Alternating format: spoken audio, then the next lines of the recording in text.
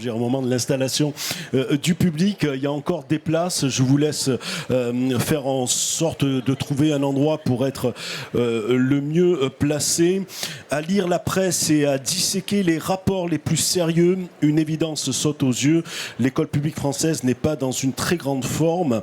La crise qu'elle traverse est multifactorielle, tant dans son mode de fonctionnement, attractivité du métier d'enseignement, remplacement à la gestion aléatoire, relations de plus en plus tendues avec les parents, que dans sa capacité à réduire l'échec scolaire et à surmonter les inégalités entre les élèves. On peut dire aussi, pour plomber en quelque sorte définitivement l'ambiance, mettre en évidence la dégradation du climat scolaire et les problèmes récurrents d'incivilité au sein même de l'école.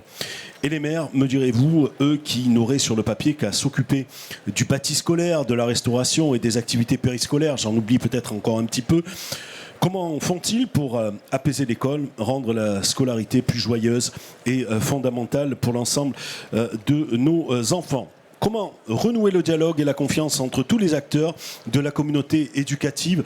Quels sont les dispositifs à l'œuvre pour y parvenir ? C'est la question essentielle que nous poserons tout au long de ce forum. Vous qui êtes habitués à ces forums, vous en connaissez désormais les modalités. Delphine Labaïs, maire de Périgueux, et Frédéric Le Turc, maire d'Arras, en sont les deux coprésidents. C'est-à-dire qu'ils ont un accès direct sur cette scène quand ils le souhaitent pour venir poser des questions et réagir aux propos des autres intervenants, les maires qui sont là avec moi et qui vont donc apporter des témoignages. Il y a Marc-Antoine Jamet, merci d'être là monsieur le maire, maire de Val-de-Reuil et vice-président de la communauté métropolitaine de Seine-Eure. Gilles Leprousse, il arrive parce qu'il se passe des tas de choses, vous avez bien compris en ce moment au congrès des maires, il y a une conférence de presse de tous les présidents des fédérations d'élus et donc en tant que président de la fédération, de l'association Ville et Banlieue, Gilles Leprousse a donc, il répond à mes confrères en ce moment à un certain nombre de questions. C'est le maire d'Allonne, dans la Sarthe. Il est aussi vice-président de la communauté urbaine du Mans Métropole. Amdila Ouidou Soumaïela, je ne sais pas s'il est tard, il est là. Ah, bonjour monsieur le maire, je ne vous avais pas vu avant, c'est pour ça. Maire de Mamoudzou à Mayotte, Corinne Sauvage, maire de Montamizé dans la Vienne, Fabien Guichou, adjoint au maire de Foix dans l'Ariège, et Muriel Muret-Baudouin, maire de Noyal-sur-Vilaine, présidente de l'association des maires de l'Île-et-Vilaine. Je vous propose, peut-être madame la ministre, un petit mot avant de commencer ce forum, pour nous dire, d'abord, vous remercier d'être là. Vous pouvez venir ici. En gros, le principe, c'est qu'on rejoint en quelque sorte le ring, entre guillemets. Et voilà. Qu'est-ce que vous attendez d'un forum sur l'éducation ? Vous pouvez imaginer, regardez, la salle est bien remplie, qu'on va vous poser des tas de questions. Je vois. D'abord, merci beaucoup de m'accueillir ici. C'est donc une première fois pour moi dans cette association des maires de France, au sein de vous tous. Et je me présente avec beaucoup d'humilité parce que, en fait, je crois que vous êtes tous... pour moi, et c'est comme ça que j'entrevois ce temps d'échange, un peu des capteurs. Et vous allez me permettre de me dire un peu ce qui se passe sur vos territoires. J'ai besoin de comprendre, d'entendre ce que vous faites, vos initiatives. J'ai envie de mettre aussi l'accent sur ce qui fonctionne. Tout à l'heure, vous avez parlé de plomber l'ambiance. Moi, j'ai envie aussi de voir le verre à moitié plein. Je crois qu'il y a des tas de choses que vous mettez en place et qui fonctionnent. Il faut, je crois, les faire connaître. Je veux me nourrir de tout ce que vous faites et qui fonctionne, m'en inspirer certainement. Et puis que vous puissiez également, naturellement, me faire part de vos attentes, de vos doutes, de vos incertitudes, de vos craintes peut-être. Partager aussi avec vous ce que j'entreprends, ma manière de voir l'école. Une école, en quelques mots simplement, une école qui... Sommairement, la vision que j'en porte, une école qui aujourd'hui a besoin avant tout, et c'est la mission que je porte, d'élever le niveau de nos élèves et de les faire réussir tous sans en laisser un sur le bord de la route. C'est très compliqué, c'est une ambition très forte, mais sans ambition on ne fait rien, on n'avance pas. Je pense que vous êtes les premiers certainement à le vivre au quotidien. Donc voilà, je m'arrêterai là parce que j'ai surtout envie de vous entendre et puis de pouvoir avoir ce temps d'échange pour pouvoir ensemble construire l'école dont nous avons besoin demain, au XXIe siècle, une école qui doit pouvoir être accessible à tous dans des conditions qui, rien que territorialement parfois, sont assez difficiles. Je pense notamment aux territoires ruraux, aux territoires de montagne, évidemment aux territoires ultramarins. Merci Madame la Ministre, donc vous revenez ici quand vous le souhaitez. On va poursuivre cette séquence d'ouverture avec vous, donc Madame Labaille et Monsieur Le Turc, pour ouvrir définitivement les débats. 2 thèmes ont été retenus: apaiser l'école et garantir le bien-être des enfants, accompagner l'école grâce aux activités périscolaires. Madame Labaille, pourquoi ce choix de 2 thèmes comme ça ils sont... Alors, premièrement, bonjour à toutes et tous. Vous êtes très très nombreux comme chaque année. Eh bien, tout simplement, pourquoi la question périscolaire? Parce que c'est là où s'exerce la compétence éducative des communes et des intercommunalités. C'est la raison pour laquelle chaque année, on fait un retour, un focus sur ces thématiques. Et puis cette année, avec la PLF 2025, nous aurons des questions à nous poser collectivement pour, comme le disait Madame la Ministre, trouver des solutions ensemble et ne pas voir le verre qu'à moitié vide. Pardon. Très bien. Même chose, Monsieur Le Turc. Alors, un petit mot déjà pour dire qu'avec Delphine, on est très heureux de vous voir aussi nombreux et puis que vous ayez réussi finalement, faute de Conseil des ministres, à être avec nous dès la première minute. Pour nous, c'est important. Vous avez dit que vous souhaitiez être à l'écoute et on n'en doute pas. On vous a rencontré dans votre cabinet il y a maintenant quelques temps après votre prise de fonction. Ce qui nous a en fait rassurés forcément avec Delphine, c'est le fait que vous vous mettiez à notre écoute et qu'on sente la continuité des sujets qu'on avait posés sur la table avec vos prédécesseurs, qui restent finalement des sujets d'actualité. Ce qui nous préoccupe, et je dirais on va le voir à travers cette séquence, mais d'une manière générale, c'est le contexte général dans lequel nos collectivités sont placées. C'est un peu l'introduction du Congrès des maires dès hier qui va conduire à ce que les élus que nous sommes fassions des choix parfois difficiles et des choix qu'on espère ne pas faire aux dépens justement de l'éducation, de la construction des jeunes citoyens. Et les 2 tables rondes, en tout cas, vont permettre de montrer que les élus font, les élus imaginent, trouvent des solutions. Et ce qu'on souhaite, c'est simplement pouvoir continuer à trouver des solutions aux problématiques posées et être à vos côtés avec un État à l'écoute, comme vous l'avez dit, du terrain et des propositions que nous pourrions vous faire. Merci Frédéric. Donc on va rentrer dans le vif du sujet avec cette première séquence qui s'intitule Apaiser l'école et garantir le bien-être des enfants. La médiatrice de l'éducation nationale, Catherine Becchetti-Bizot, restez avec moi, pardon, Frédéric. Becchetti-Bizot a, dans son dernier rapport annuel publié à la rentrée, confirmé que le climat se dégradait. Un seul chiffre: 39% des saisines de la médiatrice concernent la vie quotidienne et les conflits en établissement. J'ouvre les guillemets, ce domaine passé en première position depuis 2 ans a connu une très forte progression en 2023 et un doublement en 5 ans, assure donc la médiatrice. Et Madame la Ministre, vous me confirmez effectivement que c'était une de vos préoccupations dans les petits brefs échanges qu'on a eus en amont de ce forum. Frédéric Le Turc, que cette dégradation, vous la connaissez malheureusement bien. Je ne veux pas rappeler l'épisode terrible qui est survenu sur votre territoire dans un lycée à Arras. Des mesures avaient été prises dans la foulée donc de l'assassinat de Dominique Bernard, et qui ont été donc mises en œuvre. Est-ce assez aujourd'hui? Est-ce qu'il faut poursuivre pour sécuriser un peu plus l'école, les abords de l'école? Est-ce que ces dispositifs fonctionnent aujourd'hui, Monsieur le maire? Alors déjà, ce que je voulais rappeler, c'est qu'avec vos prédécesseurs, un certain nombre de mesures avaient finalement été posées sur la table pour que des moyens viennent aider les collectivités locales et les équipes éducatives à essayer, comme vous le disiez, d'apaiser l'école, de travailler sur le climat scolaire, d'essayer de tenir compte autant de ce qui se passe à l'intérieur de l'école que de considérer aussi ce qui se passe autour de l'école. Est-ce que, en fait, ce que l'on fait permettra d'éliminer toutes les problématiques présentes dans l'école ou en dehors de l'école? Malheureusement, non.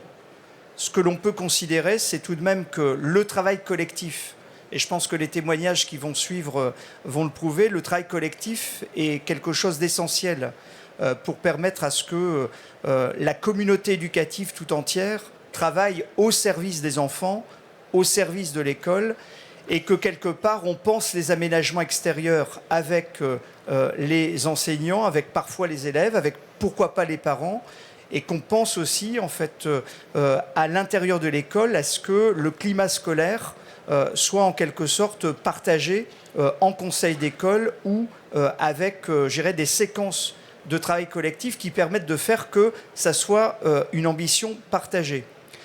Ce que nous demandons, et je pense que vous le comprendrez, c'est que les moyens qui étaient mobilisables dans le cadre du FIPD, cette enveloppe qui permet de sécuriser je dirais l'environnement, le fonds interministériel qui permet de renforcer en quelque sorte les questions de sécurité, de tranquillité publique, puisse continuer à être activé sur les propositions, les projets qui pourraient être faits par les collectivités. Deuxième chose, je pense que... C'est pas le cas, Frédéric ?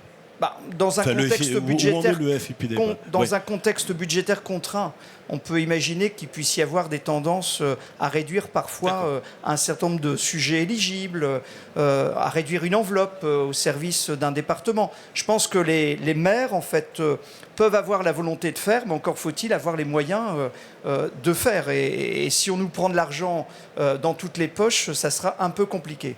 Donc la première chose, c'est que ce fonds continue à être actif. La deuxième chose, c'est que le climat scolaire, on le sait, c'est une conséquence de toute une série de contextes qui renvoient à toutes les politiques publiques, finalement, autour desquelles l'éducation doit se retrouver. On ne peut pas traiter le sujet de l'éducation, finalement, seul. Il faut qu'il y ait, premièrement, un rapport de confiance entre l'école et la collectivité, un rapport de confiance entre le ministère et ses équipes qui travaillent sur le terrain à nos côtés.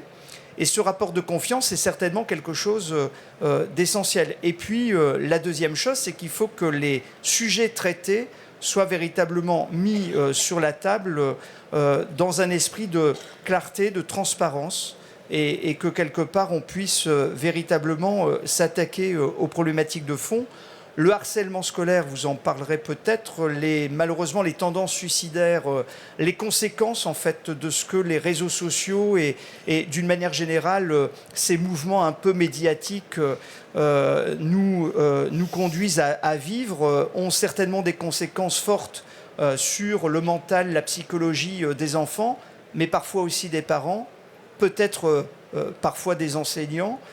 Donc il faut vraiment qu'on puisse travailler ensemble pour essayer de tranquilliser, en quelque sorte, faire baisser la température et surtout travailler ensemble. Voilà. Je pense que les témoignages vont nous permettre d'illustrer un petit peu les choses. On y va tout de suite. Frédéric Le Turc avec vous, Marc-Antoine Jamet. Vous êtes donc maire de Val-de-Reuil. Donc je vais vous inviter à nous rejoindre sur cette scène. C'est un peu le principe, on l'a pas répété.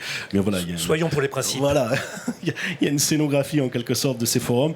Donc dans l'heure, je le disais tout à l'heure, c'est un sujet que vous connaissez bien. Vous êtes maire depuis 23 ans et vous avez vraiment un rapport fusionnel à l'école. Pour vous, c'est comment dirais-je, c'est quelque chose d'absolument incontournable, de fait. Dans une ville nouvelle qui est la dernière commune créée en France, où on ne peut pas toujours s'appuyer, c'est la 14e plus pauvre de France et la plus pauvre de Normandie, les écoles sont nos cathédrales, et véritablement, et je l'ai vu d'ailleurs pendant les émeutes de juin dernier, je pense qu'on a eu des émeutes épouvantables, mais assez peu de choses brûlées. Et je pense que l'école, c'est le souvenir chez les jeunes émeutiers d'un moment où ils ont été pris en charge, accompagnés, écoutés et respectés par un personnel enseignant remarquable et par des écoles dans lesquelles on avait donné les moyens. Mais si on veut apaiser les écoles, il y a un certain nombre de choses qu'on doit faire. D'abord, c'est redonner un projet, une orientation et une orientation politique. Je ne vais pas demander à Jules Ferry de revenir, Madame la Ministre, on est très heureux que ce soit vous, et Jules Ferry aurait du mal à revenir. Mais c'est vrai que sans une devise, alors liberté, égalité, fraternité fonctionne assez bien, mais quelque chose comme mixité, et ce qui pose la question de l'enseignement privé, citoyenneté, ce qui pose le principe de la place de l'école dans la République, solidarité. Alors, vous avez parlé, chers collègues, d'un certain nombre de fonds. On pourrait parler du fonds vert, on pourrait parler de la diminution des situations éducatives, on pourrait s'inquiéter des fonds réservés au TAP. Dans une commune pauvre, on a intérêt à faire 4 jours et demi d'école, c'est-à-dire à faire venir les enseignants 5 jours, pour qu'il y ait 5 jours un repas, 5 jours un encadrement, 5 jours un lever, et qu'on substitue au logement. Car vous avez eu raison, logement, sécurité, environnement sont des sujets corrélaires à celui de l'école, qu'on puisse substituer au logement, qui n'est pas toujours extraordinaire, à la famille qui a parfois des difficultés, l'école. Et donc, cela, et puis évidemment, laïcité. Laïcité qui n'est pas simplement celle par rapport à la religion, mais qui peut être celle par rapport à l'argent ou par rapport aux opinions politiques. Mais c'est vrai que l'école est compliquée. Moi, j'ai eu une professionnelle du harassement qui est venue dans ma commune, dont on s'est aperçu qu'elle avait fait une quinzaine de communes, dont certaines en région parisienne, et dont le but était d'harceler, de brutaliser, d'injurier les enseignants. Et donc, il faut que ceux-ci puissent, on a mis 1 an à s'en sortir, avec l'aide du rectorat, avec l'aide d'équipes polyvalentes qui sont venues en entrée d'école. Mais je pense qu'à tous ces gens-là, il faut ouvrir un cadre sûr. Un cadre sûr, c'est par exemple souhaiter qu'il n'y ait pas X ministres en X années qui se succèdent et que les ministres soient éphémères et contradictoires. Entre votre prédécesseur Papa Ndiaye et votre prédécesseur Blanquer, il nous semble avoir eu une sorte de virage en épingle à cheveux qui n'était pas tout à fait le même. Quelles conséquences ce stop and go finalement à un moment, il ministériel? faut que l'école considère qu'elle est une institution de la République avec, comme toutes les grandes institutions, Une stabilité, une orientation, une stabilité, un chef. Et je remercie la ministre d'avoir dit que l'amende faible opposée à celui qui avait obligé le proviseur de Ravel à, Madame la ministre, je trouve remarquable ce que vous avez dit, à démissionner, était une chose. Donc il faut qu'il soit souligné. Il faut qu'il y ait également une responsabilité des élus dans le dénigrement de l'école. On ne peut pas dire que l'école est synonyme d'absentéisme, que l'école est synonyme de mauvaise qualification, que l'école est synonyme de mauvaise formation. On doit plutôt encenser les enseignants. Je pense, et je m'inquiète, qu'il y a eu une annonce d'un pôle d'accompagnement et de soutien qui me paraît être parfois un peu un pôle d'accompagnement et de soutien a posteriori, Madame la Ministre. C'est-à-dire quand le problème s'est déjà fait, le référent départemental arrive. Ce que je souhaiterais, c'est que le référent départemental n'arrive pas, que le pôle d'accompagnement ne soit pas créé et que l'ensemble des écoles soient sécurisées avant. Et puis les maires ont oublié. Moi j'ai l'âge d'être grand-père, j'ai 66 ans, davantage qu'être père. Et c'est le cas d'un grand nombre d'entre nous. Pas vous, monsieur le maire, qui êtes la jeunesse même. Mais le problème, c'est est-ce que l'école est toujours la priorité des maires? Et ça, c'est la question. vous en doutez? Le maire doit être le planificateur et le stabilisateur de l'école. Il doit avoir avec l'enseignement, avec l'inspection de l'éducation nationale, avec l'inspection d'académie, une relation privilégiée, comme il doit l'avoir également avec le commissaire de police et la direction de la sécurité publique. Il se trouve que les maires étant moins notabilisés peut-être, mais également plus remis en question, cette relation avec un certain d'autorité avec la population, enfin de dialogue, de confiance, oui, de dialogue, de confiance, monsieur le maire, vous avez raison, elle a un peu disparu. Et puis, il y a des choses qui sont étonnantes. Il y a eu des choses remarquables qui ont été faites par un gouvernement que je n'appuie pas, mais la flexibilité et le dédoublement. À aucun moment, je n'entends sur l'étendard de l'éducation nationale ces mots flexibilité, dédoublement repris. On a l'impression que ça n'avait aucun intérêt. Or, c'est peut-être la réforme la plus importante. Il y en a de nombreuses que l'on pourrait dire, mais il faut vraiment remettre, non pas l'église au milieu du village, mais puisque nous sommes républicains, remettons l'école au milieu du village et donnons-lui la priorité. Et faisons attention que la baisse de la démographie ne soit pas un prétexte à faire en sorte que l'école n'ait plus sa place. Voilà. Merci. Merci, merci Marc-Antoine.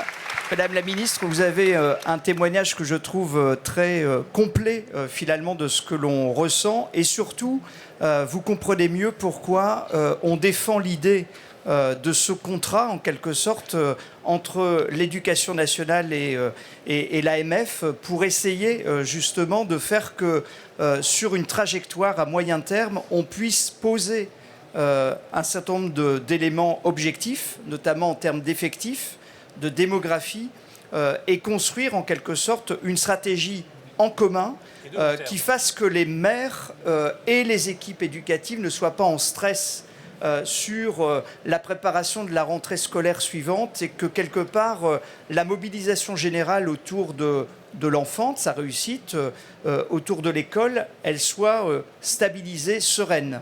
Voilà. Madame la ministre. Monsieur le maire, je buvais vos paroles. Je buvais vos paroles parce que ce que vous dites à travers vos propos, je crois que l'école, et c'est ce que je porte, c'est une priorité nationale. Nationale. Et ça veut dire, elle ne peut se faire qu'avec vous tous élus, les maires des communes que vous représentez ici, mais également si je parle des collèges, on a les départements, nous avons les régions. Et aujourd'hui, vous avez parlé de stabilité, absolument, c'est ce qu'attendent nos concitoyens. Ils nous demandent quoi? Ils nous demandent effectivement de la stabilité, et également qu'on travaille pour leur quotidien directement, que ce que nous faisons, que ce que vous faites, que ce que nous faisons nous au gouvernement soit concret dans leur vie, que ça se traduise, que ça ait un impact, que ça soit visible. Et s'agissant de l'école, c'est une école qui fonctionne, qui apporte de l'ambition, qui permet à leurs jeunes de se projeter. Ils ont bien compris que c'était l'avenir du pays, mais parfois il faut quand même avoir la lucidité de reconnaître que certains de nos parents d'élèves n'ont pas eu à travers l'école ce qu'ils en attendaient. Donc le mépris, le rejet, l'indifférence ou la critique de l'école a pu naître aussi de cela. Donc pour moi, c'est une priorité nationale. Et les valeurs que nous devons porter, et je suis certaine que vous-même vous les portez sur le terrain, et ça rejoint ce que vous avez dit, vous avez parlé d'agilité, moi je parlerai aussi de liberté. Il y a 3 éléments qui, moi, sont importants. La liberté, le sens du collectif. Le sens du collectif, ça veut dire que je dois, et j'ai déjà rencontré Frédéric Le Turc, et vous-même, madame, et c'est très important que nous puissions dialoguer, discuter. Ce sens du collectif, nous le construisons ensemble. Vous le construisez à hauteur de vos communes. Et moi, j'ai besoin de vous pour le construire avec nos écoles.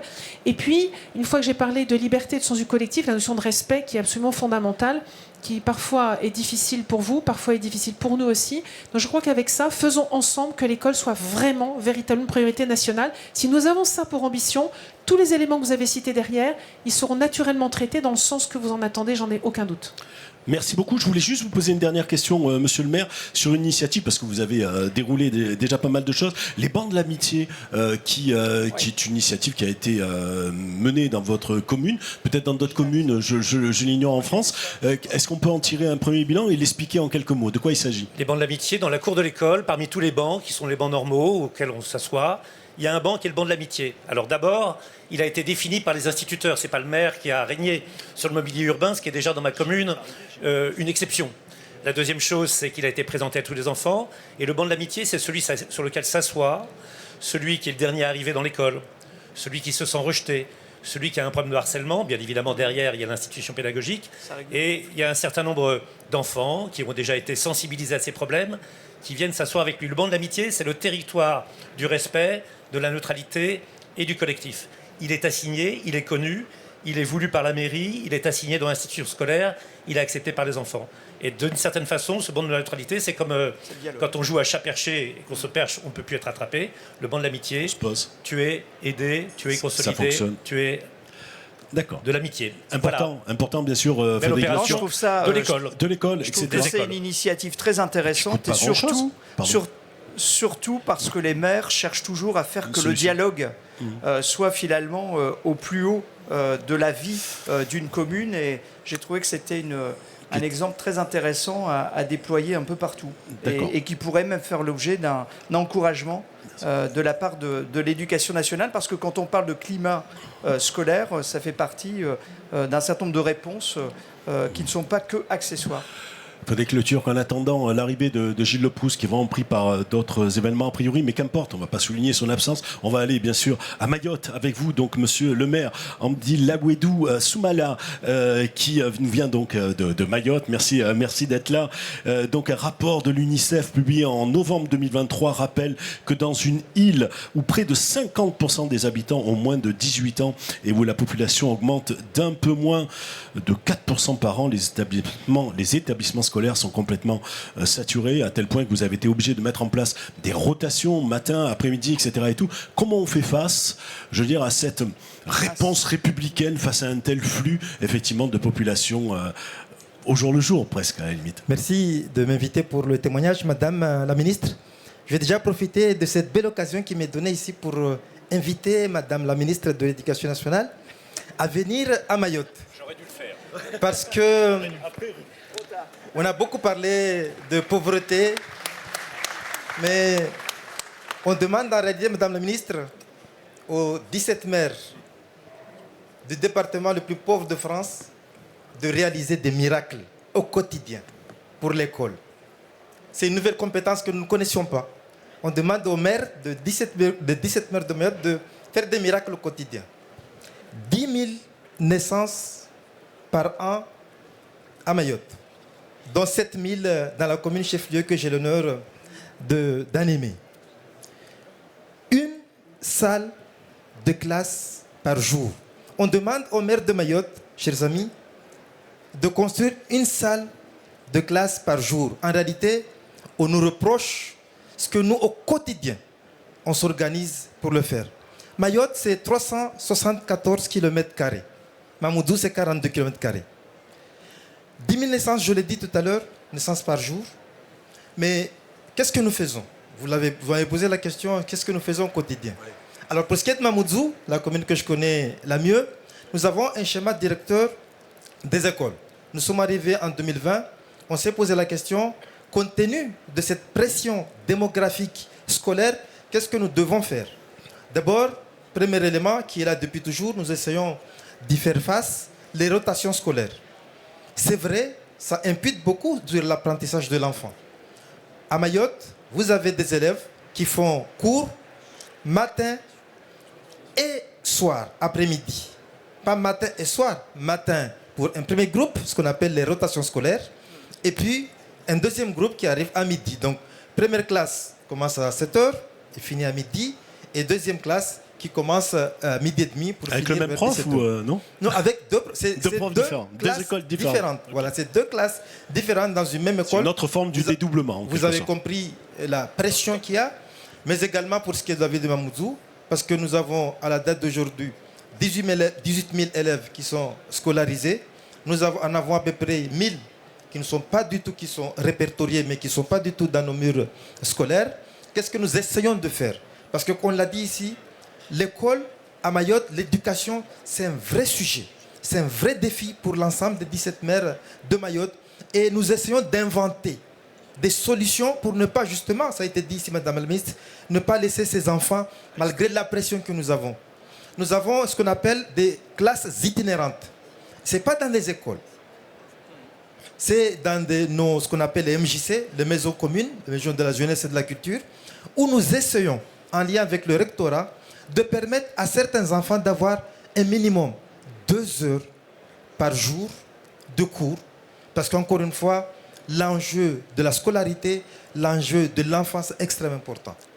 500 millions d'euros sont mobilisés pendant une dizaine d'années pour construire un nombre que je vais vous laisser le soin de révéler d'écoles. Est-ce que vous avez une crainte, compte tenu des restrictions budgétaires annoncées ici ou là, qu'un tel projet n'aille pas à son terme? Et est-ce que tout ça est lancé d'ores et déjà? Naturellement, Madame la Ministre, comme elle a accepté de venir, parce qu'elle l'a dit très fort, vous l'avez entendu, qu'elle va venir. Elle a prouvé, je le confirme. Madame la Ministre, vous allez à Mayotte, bien sûr. Naturellement. Voilà. Donc, je disais donc, oui, le diagnostic, il est connu, il est partagé par tous. Ce que nous nous sommes dit, schéma directeur des écoles, sur 10 ans, à l'horizon 2031. 500 millions d'euros qu'il nous faut, Madame la Ministre, pour à la fois faire face, répondre aux rotations, parce qu'en réalité, il faut les enlever, les rotations, mais également construire les 302 plus exactement salles de classe nouvelles qui nous manquent. Voilà l'ambition qui est celle de la ville de Mamoudzou. Très bien. On a... Allez-y, Frédéric. Le témoignage est très intéressant et ça renforce ce que l'on dit souvent avec Delphine. C'est qu'on ne peut pas, maire de Périgueux. avec Delphine, voilà, c'est qu'on ne peut pas en fait avoir une position, je dirais, uniforme de la manière dont on regarde l'école. On est obligé de s'adapter aux territoires d'outre-mer qui ont aussi leur diversité, parce que Mayotte, c'est pas les autres. Deux, en fait, il faut qu'on raisonne en fonction de la ruralité ou des territoires de montagne, des villes et banlieues. Et je salue l'arrivée de Gilles Le Proust. Et finalement, que quelque part, le rapport de dialogue entre l'État et les territoires soit finalement un rapport sur mesure. C'est de la haute couture. C'est pas en fait une manière linéaire dont on peut en fait conduire. Et vous avez raison, d'autant plus raison de le souligner que, je le dis ici, Madame la Ministre, encore une fois, la solidarité nationale sur cet enjeu de l'éducation, de l'école. Moi, j'ai fait appel au nom de l'ensemble des maires qui sont autour de moi ici. J'en ai fait un appel parce que, je vous dis, à Mamoudzou, encore une fois, Madame la Ministre, il y a des enfants qui vont à l'école le ventre vide. Nous n'avons pas de restauration scolaire à Mamoudzou. 18 000 enfants scolarisés, et je ne parle même pas des 100 000 enfants sur l'ensemble du territoire qui n'ont pas de restauration scolaire. Ils ne mangent pas. Nous n'avons pas de crèche municipale. L'école, c'est très tôt. On l'a dit, on l'a suffisamment répété. Les études l'ont tous démontré. Mais je vous le dis, mes chers amis, à Mamoudzou, nous n'avons pas de crèche municipale. Nous ne permettons pas à l'enfant très tôt d'avoir les dispositions utiles et nécessaires. Et c'est la raison pour laquelle, encore une fois, je profite de cette occasion pour le dire et d'appeler fortement à la solidarité nationale pour l'éducation des enfants de Mayotte. Merci, monsieur le maire, pour ce témoignage. Et bien entendu, je ne tiens pas l'agenda de la ministre, mais je suppose bien entendu qu'elle viendra vous rendre visite sur place le jour où elle se rendra à Mayotte. Gilles Leproust est arrivé. On s'inquiétait, monsieur le maire. Voilà, direct, parce que c'est un sens du timing extraordinaire. Donc, Gilles Leproust, maire d'Allonnes dans la Sarthe et président de Ville et Banlieue.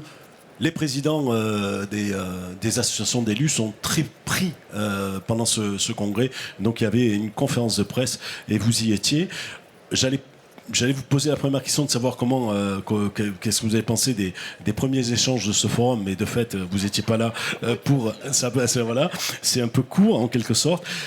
Pas besoin d'insister bien sûr sur l'importance des écoles dans les quartiers prioritaires de la ville. Vous en faites vous aussi une priorité. Quels sont les dispositifs qui rendent l'école joyeuse? Et je sais que vous êtes quelqu'un de particulièrement optimiste. Donnez-nous un peu la pêche, Gilles Leproust. Oui, il faut essayer d'être optimiste parce que le contexte est un peu lourd. J'étais en retard parce qu'effectivement, on signait avec les différentes associations du bloc communal une motion par rapport au budget 2025 de l'État. Alors oui, nous sommes dans une ville quartier prioritaire, donc une mesure qui a été positive, c'est le dédoublement des classes en CP-CE1, qui a été apprécié à la fois par les enfants, apprécié par les enseignants et les familles, qui est un vrai plus.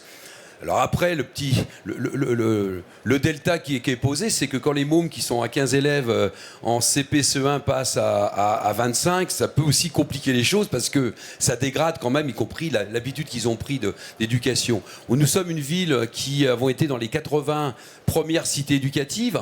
Alors je rappelle, c'est éducative, un dispositif qui est né du programme Borloo, après l'appel de Grigny, qui est une excellente réponse pour permettre que tous les acteurs d'un territoire, bien sûr l'éducation nationale, mais également les associations, les services de la ville, et qu'on prenne l'enfant dès le matin au périscolaire jusqu'au soir en passant par le temps méridien et le passage par les associations sportives et culturelles, qui fait la preuve de son utilité. Alors on se félicite, il y en a à peu près un peu plus de 200, 240 je crois aujourd'hui. Ouais. La question qui est posée, c'est que il nous semble qu'il faut aller plus loin parce que là c'est une réponse pertinente d'ailleurs qui a été initiée par les acteurs de terrain. Et je crois que de toute façon, on a besoin pour pouvoir avancer, pour pouvoir apporter des réponses qui soient les plus bénéfiques possibles et en prenant en compte la diversité des territoires. J'entendais mon collègue, Allonnes n'est pas Marseille, Marseille n'est pas Lille, pour aller vite. Et donc, les réponses, il y a un tronc commun, mais après, il y a des histoires, il y a des territoires, il y a des associations qui sont différentes. Et donc, il faut leur permettre, avec des moyens, effectivement, au niveau. Mais ça, c'est efficace, la cité éducative. Et ce que je veux dire, c'est, en interpellant Madame la ministre, c'est qu'il faut qu'on soit attentif que dans ces territoires, dans tous les territoires, notamment ceux là où il y a des cités éducatives, il faut que le niveau d'enseignants reste au bon niveau. Parce que si d'un côté on fait une cité éducative qui est réussite, mais qu'on perd des postes, quelque part, le dispositif, je ne vais pas dire qu'il s'écroule, mais il perd beaucoup de son efficacité. Et puis on a une expérience. Je vous laisse poser des questions. Non, mais moi, juste un dernier point sur le. Mais moi aussi, un dernier point sur les vacances apprenantes aussi, qui est un point. Voilà, un dispositif que vous appréciez particulièrement et que vous déployez dans votre commune. Tout à fait. Alors ça, c'est la petite histoire. Les colos apprenantes sont nées pendant la Covid. On travaillait beaucoup avec Julien Denormandie, qui est le ministre du Logement et de la politique de la ville. On l'avait alerté très tôt, les maires de banlieue, en lui disant « Julien, ça va être chaud l'été, parce que les gens ne pouvaient pas partir, etc. » Et donc, on a travaillé ensemble, on a eu ce dispositif qui perdure. Nous, ça nous a permis, parce qu'il y a une aide apportée aux familles, on a doublé le nombre de gamins qui partent en colo aujourd'hui. Alors d'ailleurs, c'est une réponse. Moi, j'ai vu parfois des écrits, ouais, les parents ne veulent pas envoyer les gamins en colo.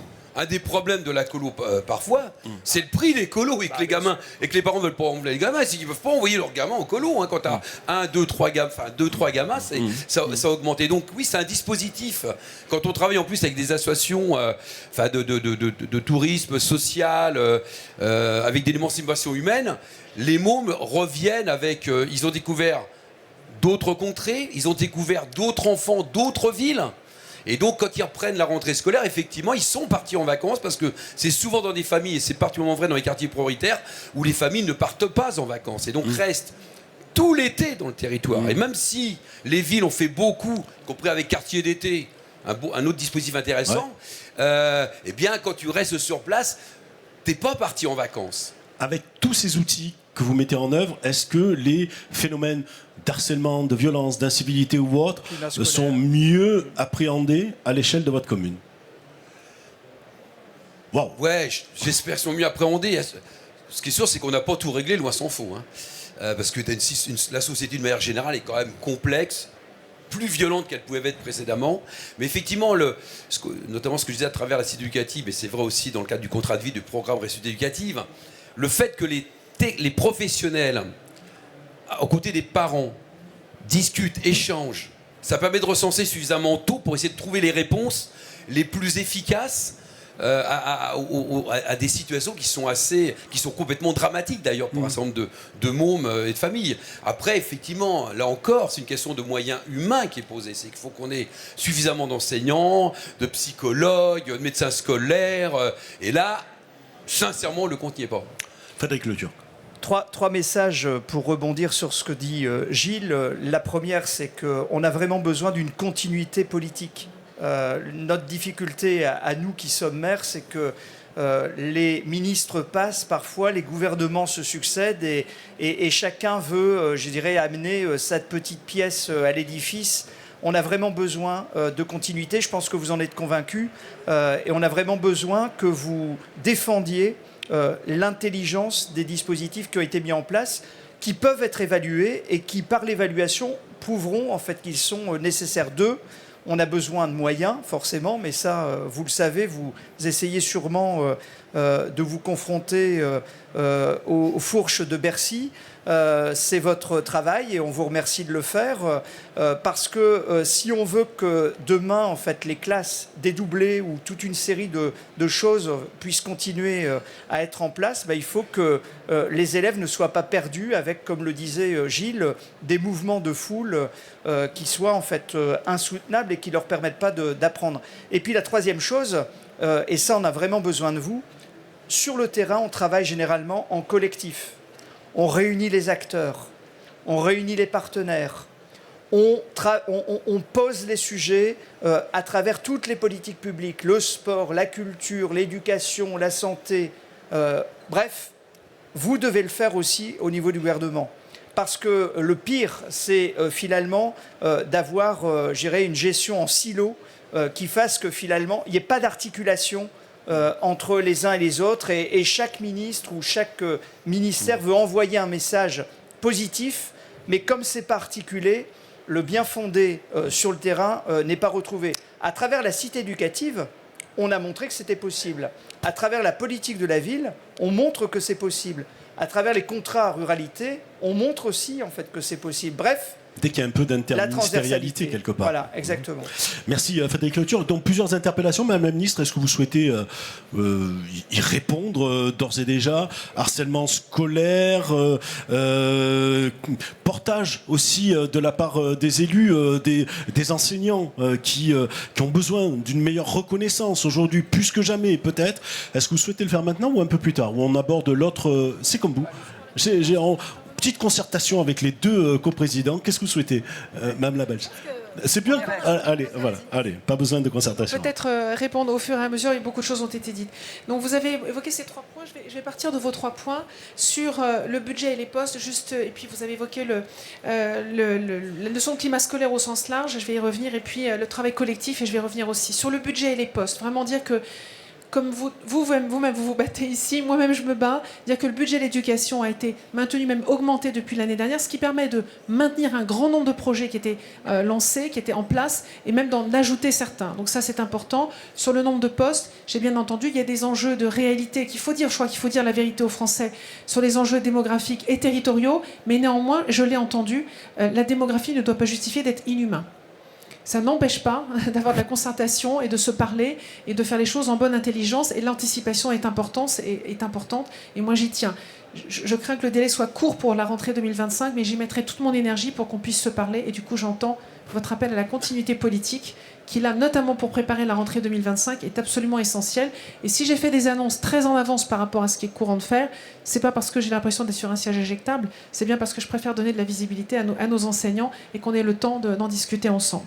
Ça, c'était pour le budget et les postes. Pour le climat scolaire, vous avez évoqué beaucoup de choses. Donc dire que c'est essentiel aujourd'hui. Ce climat scolaire, on sait qu'il est... On ne peut pas apprendre ni enseigner si on a la boule au ventre et si on est contesté dans ce qu'on fait ou si on a des doutes sur la manière dont on peut apprendre, l'ambiance qui règne. Donc, plusieurs choses. La sécurisation des établissements. J'ai donné instruction à mes recteurs en arrivant de me faire remonter quels étaient les établissements qui restaient à sécuriser. On en avait identifié 500. Maintenant, ce sont 1000. Donc, sur ces 1000, il y en a environ 400 qui ont déjà été sécurisés. Et nous apporterons notre contribution pour que les 600 autres puissent l'être. Sécurisation des établissements. Sur le climat scolaire, ce sont partout dans des cités où on sait que le climat scolaire est beaucoup plus difficile, où parfois, je vais dire les choses un peu directement, l'ordre doit être établi avant qu'on puisse enseigner. Ce seront des conseillers principaux d'éducation en plus, ce seront des assistants d'éducation en plus, et dès la rentrée de janvier 2025. C'est aussi évidemment la lutte contre le harcèlement, ça a été évoqué. Là, vraiment, il y a eu un progrès énorme qui a été fait. Et je voudrais d'abord souligner que dans ma méthode, dans ma manière de faire, je veux d'abord apporter mon soutien plein et entier, comme ministre de l'Éducation nationale, le répéter, aux enseignants, au personnel éducatif, qui tous les jours, pour certains d'entre eux, font ce qu'on leur demande de faire avec une immense loyauté, avec beaucoup d'engagement. Mais pour ça, je veux qu'ils sachent qu'ils ont le soutien de la ministre que je suis. Mais au-delà de moi-même, c'est l'institution, et c'est d'ailleurs plus largement. J'aimerais que les parents les soutiennent, que la société tout entière les soutienne. On ne peut pas admettre qu'un enseignant soit contesté dans son travail. Comment expliquer un tel fossé aujourd'hui ? J'en parlais encore hier soir avec un historien.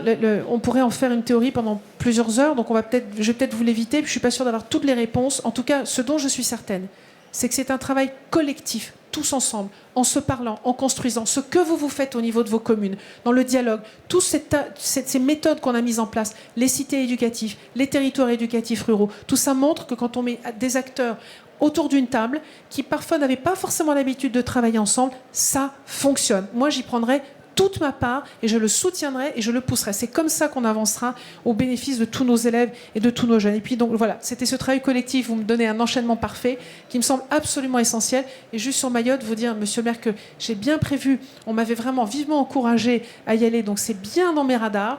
Et j'ai plusieurs personnes dans mon cabinet qui m'encouragent et je n'ai aucun doute, j'irai là-bas.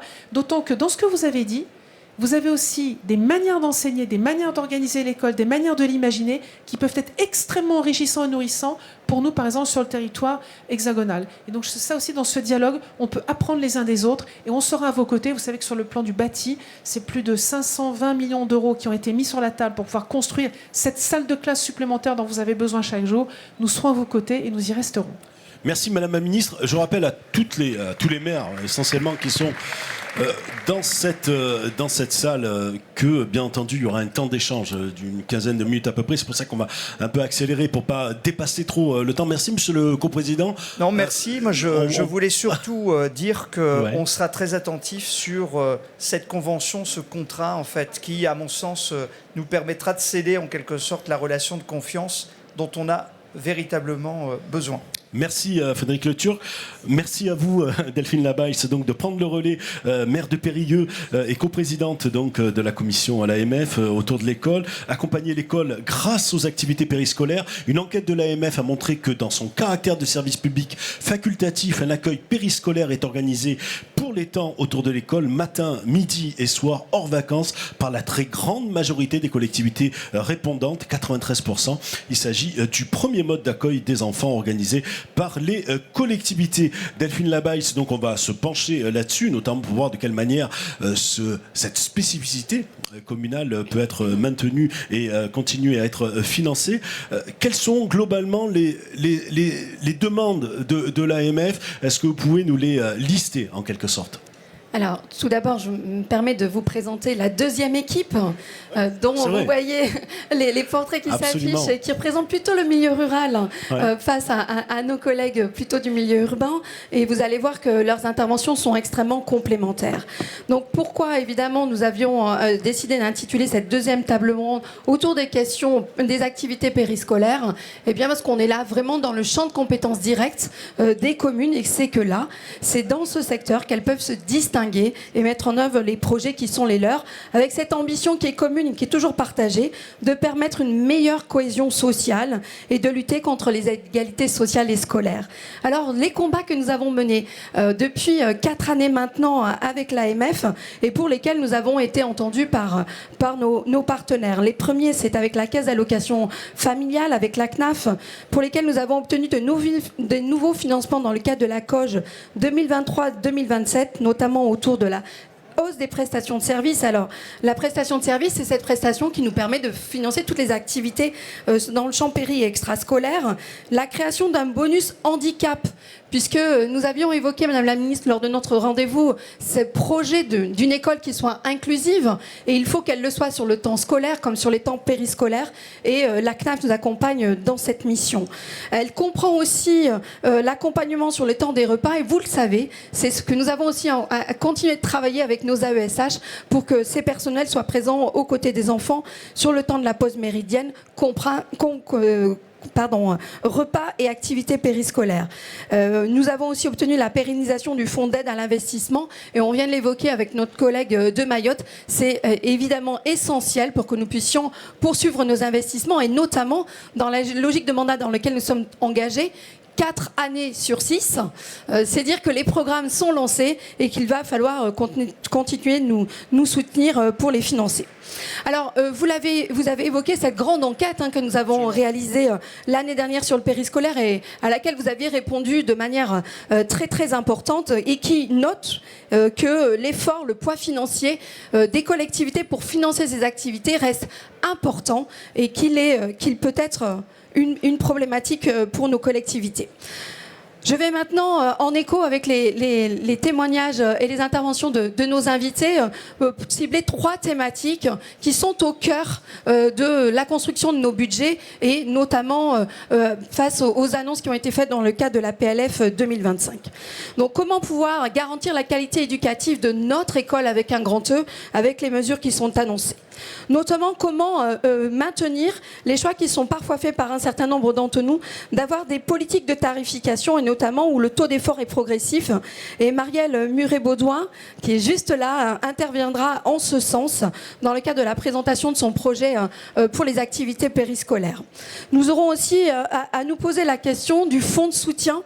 Ce fonds de soutien pour les activités périscolaires, dites les TAP, 1300 écoles en France sont restées à 4 jours et demi. Cela représente plus de 600 000 élèves et nous avons absolument besoin, comme l'ont dit les interventions précédentes, du maintien de cette aide. Alors d'abord parce que symboliquement elle est essentielle, ça veut dire que le modèle des 4 jours et demi, c'est toujours le modèle réglementaire, même si un grand nombre de collectivités ont souvent été conduites à devoir en changer. Parce qu'au sein de la commission éducation, c'est ce sur quoi on échange. C'est pas souvent par conviction, c'est par nécessité et parfois pour raison budgétaire, puisque ça permet de faire des économies et nous y reviendrons. Donc ce fonds qui a été, dont l'extinction est programmée, donc nous reformulons, Madame la Ministre, la nécessité de le maintenir et dans le contexte de la PLF 2025, nous en avons absolument besoin. D'ailleurs, Corinne Sauvage pourra l'évoquer de la même manière qu'elle pourra revenir sur le projet de restauration collective qu'elle porte en bio et local. Donc ce choix de 60% de bio et local dans la restauration collective, évidemment ce que l'on va chercher, c'est le bien-être des enfants, assurer leur santé, et c'est aussi un écho sur l'économie locale. Peut-être qu'elle sera conduite, comme un certain nombre d'autres maires, à réduire la part du bio et du local dans la restauration si elle n'en arrive plus à assurer le financement. Enfin, avec Fabien Guichou, nous terminerons, non, c'est au milieu d'ailleurs qu'il est prévu que Fabien intervienne, mais nous aborderons la question qui a déjà été évoquée aussi sur la première table ronde, des personnels, de leur qualification et de leur rémunération. Vous le savez, nous avons connu des difficultés de recrutement sur les temps périscolaires. C'est toujours au cœur de nos problématiques quotidiennes. C'est tous les jours, on recrute des animateurs pour pouvoir faire fonctionner nos accueils. Et bien, si dans des perspectives économiques complexes pour les collectivités, nous étions amenés à revoir les niveaux de qualification ou les niveaux de rémunération, évidemment que ce recrutement serait encore plus compliqué. Donc vous l'avez compris, ce qui sera au cœur de cette deuxième partie de la table ronde, c'est comment on continue d'avoir une ambition pour l'école, notamment dans nos champs de compétences directes, les accueils périscolaires, extrascolaires, la restauration collective, les activités sportives et culturelles, pour permettre aux enfants de toujours réussir sur nos territoires. C'est une ambition que les maires portent avec force et conviction, même si j'ai bien entendu, chers collègues, que vous nous avez interpellés et questionnés collectivement. Est-ce que nous sommes toujours prêts à mettre l'école au centre du village, et est-ce que nous en faisons toujours une priorité? Alors d'expérience avec Frédéric, dans le cadre de l'animation de la commission éducation, nous pouvons dire que oui, il y a un fort attachement des maires pour avoir une école qui permette à toutes et tous, de s'épanouir et de réussir. Merci Delphine Labaisse pour cette introduction. Voilà, bien sûr, on peut l'applaudir, bien entendu, parce que voilà, elle a largement facilité le travail de l'animateur. C'est extraordinaire, tout a été posé, et on va poursuivre justement avec toutes ces incertitudes budgétaires que vous avez citées, chère madame. Donc Corinne Sauvage, venez vers nous. Merci d'être avec nous, maire de Montamisé, dans la Vienne, une commune de 3800 habitants. Madame le maire l'a dit, donc vous avez maintenu la semaine à 4 jours et demi, et vous avez mis au cœur de votre politique éducative les activités périscolaires. Comment ça se passe concrètement, et est-ce que vous êtes plus ou moins inquiète quand même de ce qui se profile sur un plan budgétaire? Alors Montamisé, oui, effectivement, petite commune périurbaine, mais qui néanmoins ressemble plutôt à un village, puisqu'on a un centre-bourg et des hameaux autour, voilà. Donc avec une population qui travaillent. Voilà. On a des habitants qui sont plutôt absents dans la journée et qui donc ont besoin de nos services périscolaires, à la fois sur le temps de la pause méridienne, mais à la fois sur la fin de journée ou le matin, donc de 7h30 à 18h30. Et ça fait donc un certain nombre d'années, les élus de la commune ont toujours mené une politique volontariste en termes d'enfance-jeunesse, parce qu'on estime que, et je crois qu'on partage tous ce constat, que c'est un investissement sur l'avenir. Nos enfants, si demain ils sont formés, quel que soit le choix qu'ils auront fait, d'études longues ou pas d'ailleurs, ça peut être professionnel également, si nos enfants ont des valeurs, reçoivent à la fois avec les enseignants, mais aussi avec ce que l'on peut leur apporter sur le périscolaire, on fait des adultes, des bons citoyens et des adultes respectueux, et on est très attachés à cela. Donc on travaille autour de ces valeurs, effectivement. On y met beaucoup d'argent sur notre commune. C'est quelque chose qui nous coûte très cher. Oui, par exemple, quel est le niveau d'investissement sur votre commune? Déjà, lorsqu'on a agrandi notre école, on a investi plus de 2 millions d'euros, donc il y a une dizaine d'années, pour faire en sorte que notre école puisse vivre de cette façon, soit accessible pour tous les handicaps également, avec la restauration scolaire, mais on en reparlera peut-être après. Plus tard, oui, bien sûr. Voilà, et avoir des locaux pour permettre aux enfants d'avoir des lieux dédiés pour un atelier, pour pratiquer des activités, etc. Et donc, on fait venir des intervenants grâce à ce fonds de soutien. C'est ce qui nous a permis de le mettre en place. Un grand nombre d'intervenants pour accompagner nos équipes périscolaires, qui sont elles-mêmes force de proposition sur de nombreuses activités, mais avec des intervenants professionnels. Ça peut être des intervenants du monde du cirque, du monde du spectacle. On travaille aussi beaucoup avec le local, bien sûr, les associations locales, sur les termes sportifs, culturels, plus tout ce qui peut être citoyenneté. Enfin, donc vraiment, on essaie d'ouvrir les enfants au monde et à leur environnement. Absolument. Et donc des pauses du périscolaire assez denses, en quelque sorte, pour les enfants. Est-ce que vous me disiez, lorsqu'on a échangé, c'est que vous aviez réfléchi, effectivement, est-ce que les amplitudes horaires ne sont pas extensibles quand même à l'infini, on est bien d'accord, et que dans ce schéma-là de pensée, vous aviez intégré effectivement le fait que ces professionnels, ils ont besoin aussi d'avoir une vision dans le temps, quelque chose de durable, qui ne fasse pas 1 heure le matin et 3 heures à 17h. Voilà, on a beaucoup travaillé sur ce volet RH, parce que si on veut fidéliser, finalement, je parle de fidélisation, vraiment, nos personnels, on a des personnels formés, et on est attaché à les conserver dès lors que tout fonctionne bien. Donc on travaille énormément avec eux. Ils sont force de proposition, nous les écoutons, nous leur demandons d'être force de proposition, nous faisons en sorte de les former, et en contrepartie, en parallèle, nous veillons dans la mesure du possible, bien évidemment, à ce que leur emploi du temps soit plutôt des emplois du temps continus pour éviter d'avoir trop de pauses, puisque lorsqu'on a des agents qui n'habitent pas forcément la commune, on sait bien que les frais de route, les difficultés de mobilité sont là.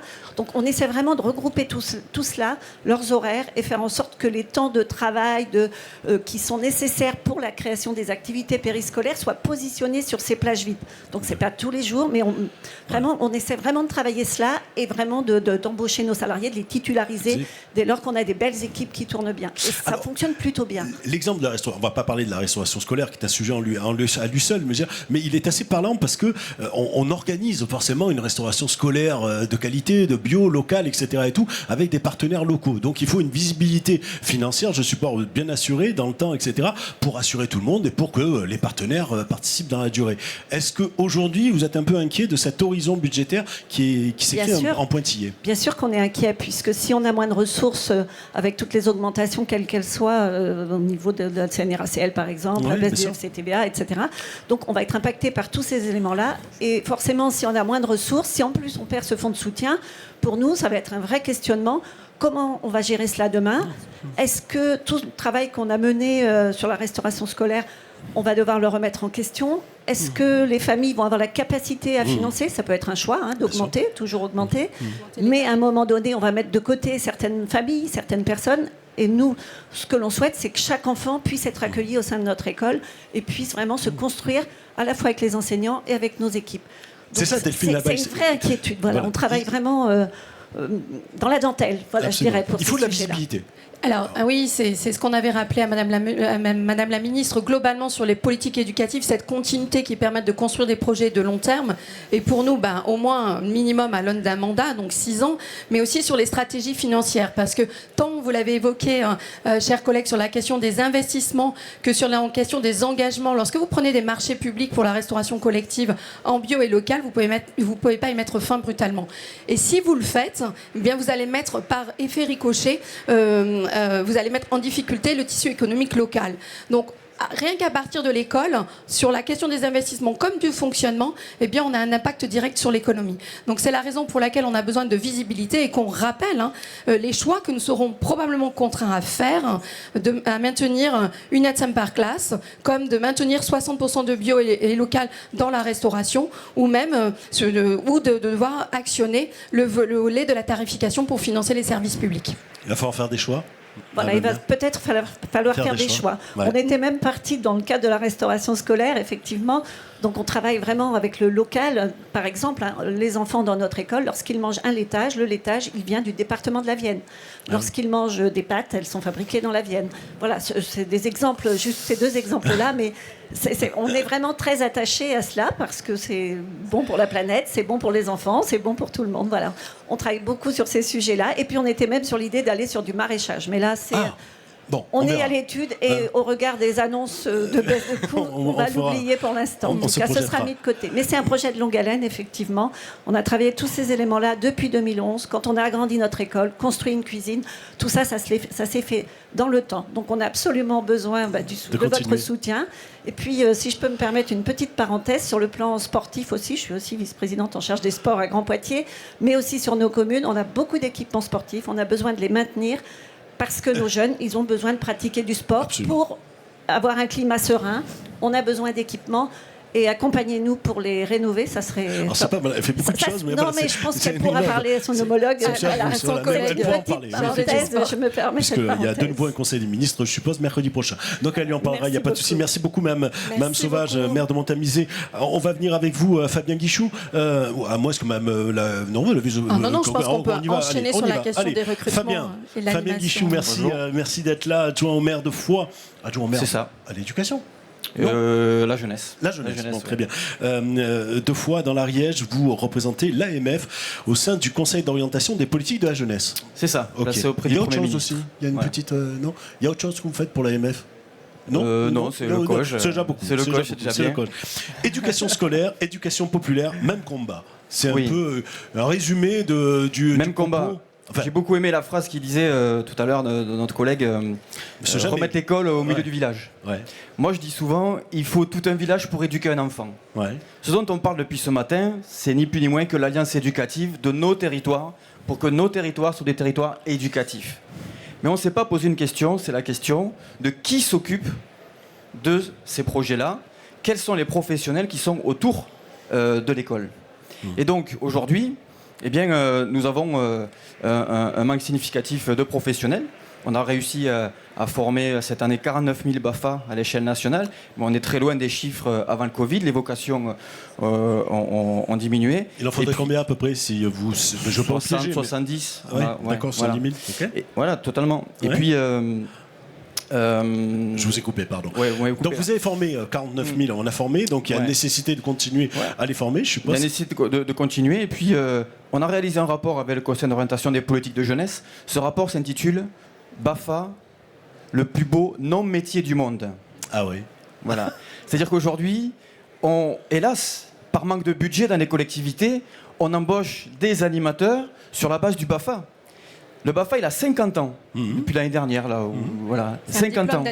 D'engagement et d'animation volontaire, c'est pas un diplôme professionnel. Et donc, à l'AMF, on a milité pour expliquer que c'était d'abord un diplôme d'engagement. Il n'y a pas de compétences professionnelles. Ce n'est pas un BPGEPS, voilà. Okay. Donc, au lieu d'avoir des professionnels de l'animation engagés dans nos associations, engagés dans les collectifs, engagés dans les MJC, dans les fédérations d'éducation populaire, nous avons des animateurs BAFA à qui on demande des choses qui, bien souvent, dépassent ce qu'ils peuvent faire. Donc, il y a des pays en Europe où les animateurs sont à Bac+3. Okay. Où est-il écrit que l'école a des profs, a des enseignants Bac+3, Bac+5, et les gens qui travaillent en dehors de l'école, dans l'éducation non formelle ou informelle, sont des gens qu'on accepte avec des diplômes d'engagement qui ne sont même pas professionnels. Et nous, on souhaiterait avoir des professionnels, à faire des BPGEPS, des DEGEPS, d'avoir des gens qui conçoivent les communes. Les communes, d'accord. Mais en fait, aujourd'hui, on n'a pas les moyens. Et la suppression du fonds de soutien, entre autres, sont des signaux qui nous alertent un petit peu et nous montrent que finalement, les enjeux des territoires, pour faire un territoire éducatif, eh bien, on a encore beaucoup de chemin à faire pour se donner les moyens. D'accord, alors je vais reprendre le slogan de ce congrès, les communes, heureusement, et heureusement qu'il y a encore des solutions. Parlez-nous de, j'espère que c'est en lien avec ce que vous venez de dire, parlez-nous d'Ariège Plateforme, qui est donc une plateforme éducative. Est-ce que à quoi ça sert en gros ? On a créé une plateforme qui s'appelle Territoire Éducatif. Qui on ? Alors on, c'est tout le monde. L'Union des maires, la CAF. Le conseil général, conseil départemental aujourd'hui, voilà. Les fédérations d'éducation populaire. Vous savez, il y a un mot qui a été utilisé tout à l'heure, à 3 reprises en introduction, y compris par Madame la Ministre, c'est le mot confiance. Les collectivités, et nous le rappelons avec Madame Labaye chaque fois que nous assistons aux assises nationales de l'éducation populaire à Poitiers, en l'occurrence, les collectivités font confiance aux fédérations d'éducation populaire. Ce sont nos alliés, nous faisons éducation ensemble. Eh bien, en Ariège, Territoire Éducatif, c'est une plateforme où les fédérations d'éducation populaire sont à la table tous les mois, avec la CAF, avec le département, avec les intercommunalités et avec les maires et les professionnels engagés qui sont coordinateurs des politiques éducatives pour consolider les PEDT, pour mettre en place des PEL, etc. Voilà, donc on a cette plateforme qui dure depuis plus de 20 ans. Et donc c'est vrai que c'est une réussite parce qu'on arrive à harmoniser nos politiques éducatives, parce que l'échelle d'une politique éducative, effectivement, elle se réfléchit à tous les étages. Il y a une échelle départementale, effectivement, que l'on travaille avec les intercommunalités. Et le moteur, le poumon, c'est la commune. Voilà, parce que c'est de là que chez nous partent nos accompagnements périscolaires, les animations extrascolaires. Avec ce besoin, mais ça revient très souvent, de retrouver un lien fort avec l'État. Vous le disiez, il y a cette nécessité d'être porté un peu.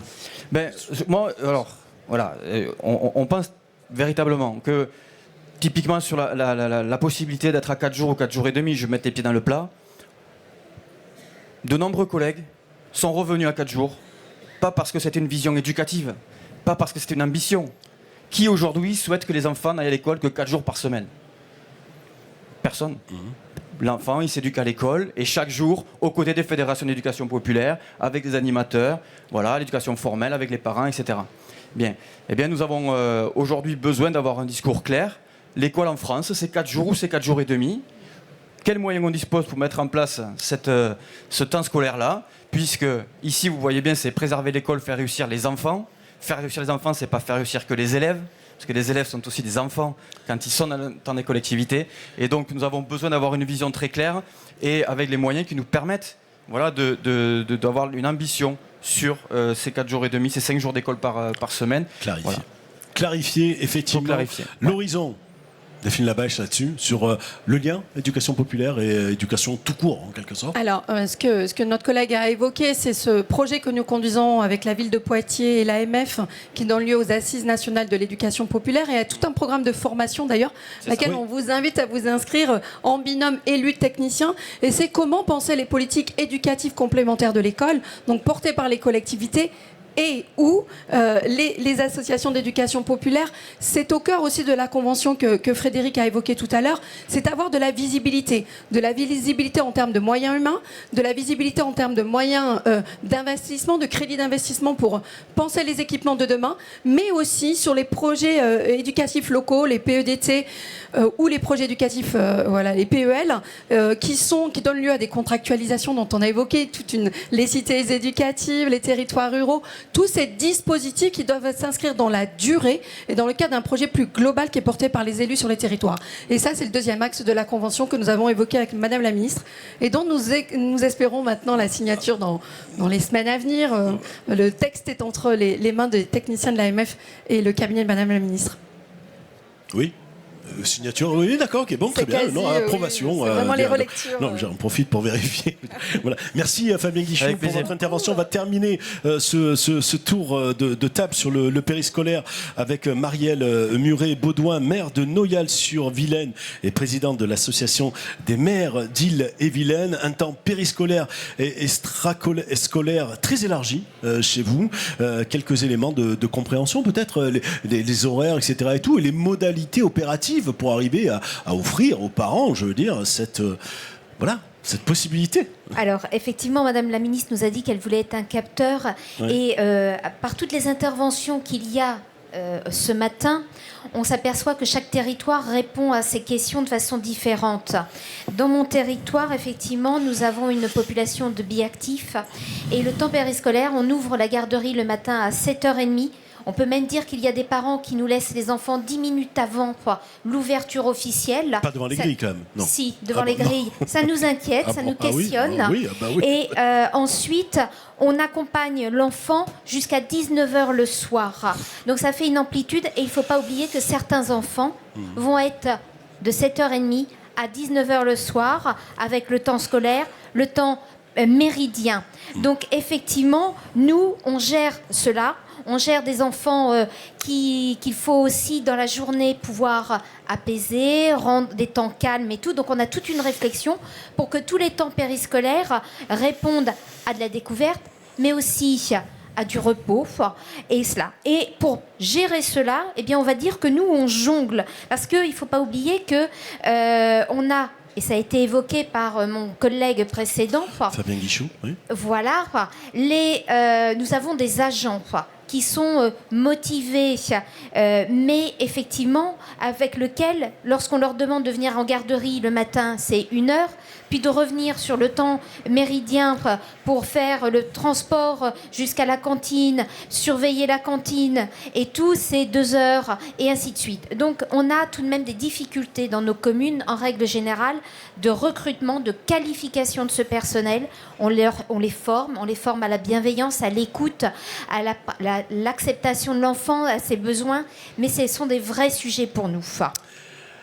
Une question bien sûr sur le financement, avec la tarification progressive que vous avez mise en œuvre. Est-ce que c'est le moyen, le dispositif le plus efficace pour faire face aux contraintes budgétaires de plus en plus élevées ? Alors, comme l'enfant tout de même passe beaucoup de temps chez nous, on ne voulait pas faire passer, parce que quand on regarde au final, l'enfant passe tout de même un temps conséquent dans sa journée avec d'autres que ses parents. Et on ne voulait pas non plus que l'aspect financier, parce que ces garderies, ces temps méridiens et autres sont payants, ne soient trop lourds pour les familles et soient inéquitables. Comme beaucoup, on était avec le quotient familial, les paliers. Et il y avait toujours cette jonction entre, lorsque vous arrivez dans le bas du haut du palier et que vous passez des foires, eh bien, pour certaines familles, ce différentiel était conséquent. Donc on a réfléchi au projet. On est parti du projet que le gouvernement avait mis, le repas à 1 euro, qui est notre base. Voilà, donc on part de ça, c'est capé selon le quotient familial.